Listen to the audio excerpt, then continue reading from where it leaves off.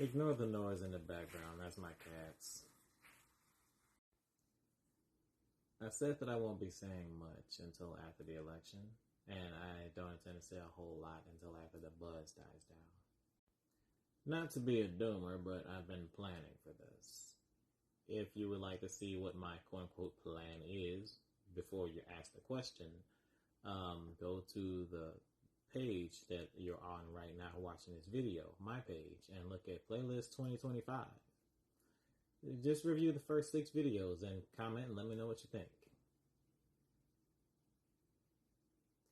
As for the rest of us who are intent on pushing for something better than what we got now, let's take a couple of moments and talk to each other. To get the biggest hurdle out of the way, yes, this does include those who formally consider themselves conservatives.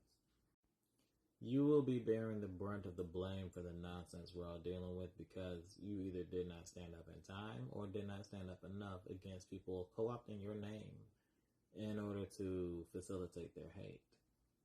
This is evangelists who worship Trump more than they do your God, all the way down to the hardworking blue-collar people who really think that this billionaire real estate wannabe tycoon cares about people who could very well die in a coal mine next week.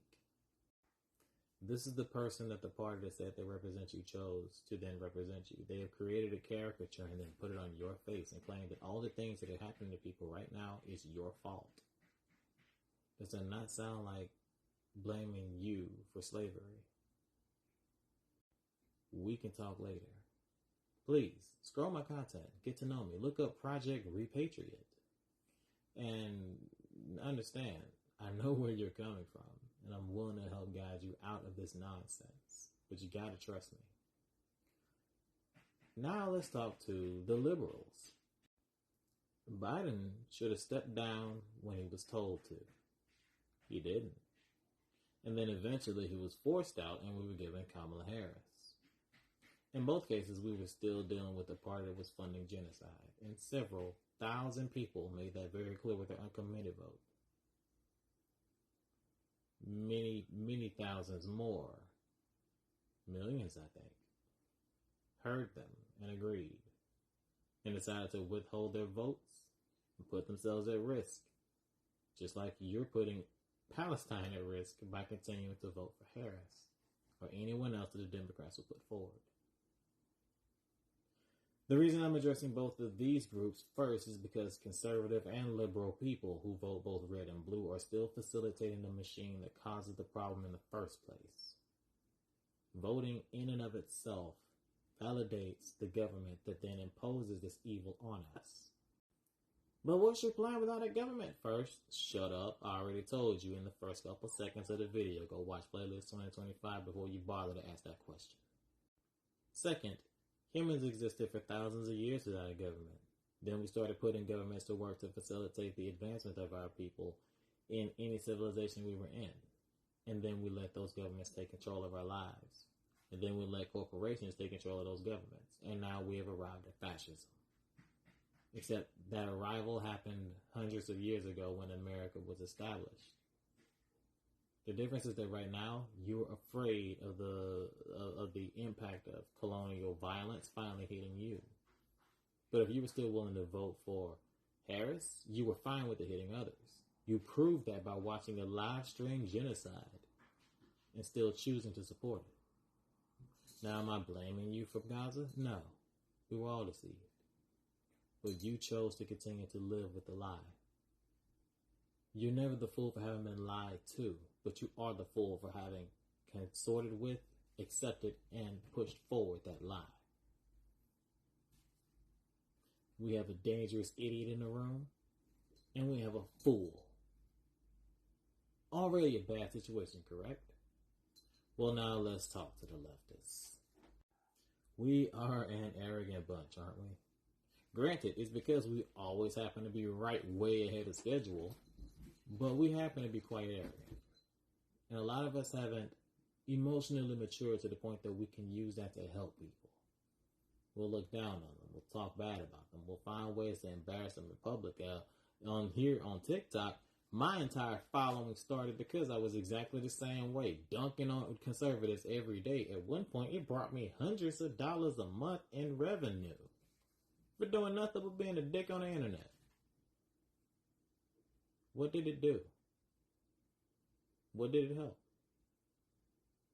In the spaces where I wasn't doing that, I did have to slide in some theory, help people understand what racism really was. I did some good things, but nothing compared to what I could have done if I had put my platform to work for a community cause. Meanwhile, now I have a nonprofit called Smog where I relocate people from household domestic situation. That only took 3 people, a dream, and money out of our own pockets.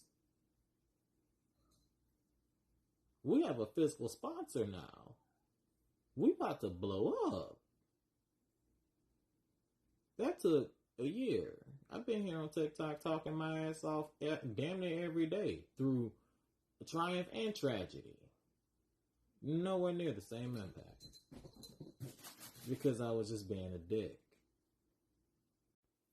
A lot of leftists and proclaimed leftists who are actually liberals and don't know any better do the same thing. Is this our fault? A little bit. But it's also the fault of the algorithm because it pays. It literally pays to be controversial. The more views, the more angry comments, the more shares, the more hate follows, the more money. And in this cash-strapped society that we live in here in America, this third world country with a Gucci belt, as folks used to call it, but now totalitarian dictatorship with a stolen 10-gallon hat. It's only going to get worse if we let it. And the way that we let it is by allowing, 1, it to be profitable to hate leftists, and 2, if we make it confusing. Gatekeeping isn't the way to make sure that we keep conservatives out. We need to find a way to draw them so that they can understand that what they're trying to conserve is their own well-being, and they're selling it under the guise that they'll get it back later. This election and everyone holding true to their cards shows that when we believe something, we'll do it. Now it's time for y'all to believe in each other. And yeah, that's hard to do, but one thing I can tell you, conservative, liberal, and leftist, is that that rich motherfucker in the corner that's laughing at you ain't concerned because you're still arguing with each other about how he played y'all. I want y'all to think about the metaphor people keep bringing up about being in an abusive relationship with a bad boyfriend. He cheats on you because he continues to deal with these other parties because he's not interested in your well-being. He's lied to you over and over and over. He keeps saying he'll change, but it's been 20 years active in the eyes of your own children. He's harmed you over and over and over again. Restricted your ability to live your own life. Told you what you can and can't do. Poisoned you. Stolen from you. And yet you still gonna let this motherfucker in your house? Again, ignore the noise. That's my cats. I use that metaphor again because my nonprofit is about extracting and relocating people from hostile domestic situations. And sometimes you have to make them see the reality of where they're standing. Right now, America, you are standing in your front yard with your house on fire with the dingleberry that set it on fire, laughing in the front yard, talking about, oh great, that fucking firework explosion was worth it, wasn't it? Setting the couch on fire for this video was worth it, wasn't it? Completely unconcerned with the crazy amount of paperwork you're going to have to do and the money you're going to have to make to do all of this repairs and the nonsense you have to do to live in the meantime. This dingleberry is running on movie logic. And you're paying the bill.